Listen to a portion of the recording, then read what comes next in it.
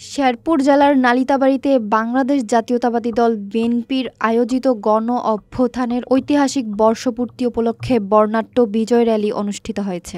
শেরপুর জেলা বিএনপির নেতৃত্বে অনুষ্ঠিত এ র্যালিতে শহর বিএনপি, উপজেলা বিএনপি এবং দলের সকল অঙ্গ ও সহযোগী সংগঠনের নেতৃবৃন্দ এবং বিপুল সংখ্যক নেতাকর্মী অংশগ্রহণ করেন। শেরপুর থেকে জান্নাতুল বাকির পাঠানো প্রতিবেদনে দেখুন বিস্তারিত।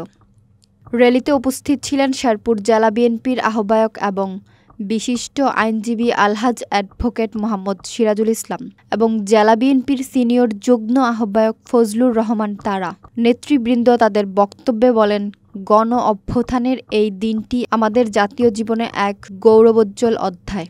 এদিন আমাদেরকে স্বৈরাচার বিরোধী আন্দোলনের সাহস ও অনুপ্রেরণা দেয়। তারা আরও বলেন, বর্তমান সরকারের অবৈধ দুঃশাসনের বিরুদ্ধে গণজাগরণ সৃষ্টির জন্য বিএনপি বদ্ধপরিকর এবং দেশের গণতন্ত্র পুনরুদ্ধারের আন্দোলন অব্যাহত থাকবে। শহর বিএনপির সভাপতি, সাধারণ সম্পাদক সহ বিভিন্ন স্তরের নেতারা বক্তব্য রাখেন এবং দলীয় ঐক্য ও আন্দোলনের প্রস্তুতি জোরদারের আহ্বান জানান। র্যালিটি সুশৃঙ্খল পরিবেশে সফলভাবে শেষ হয়।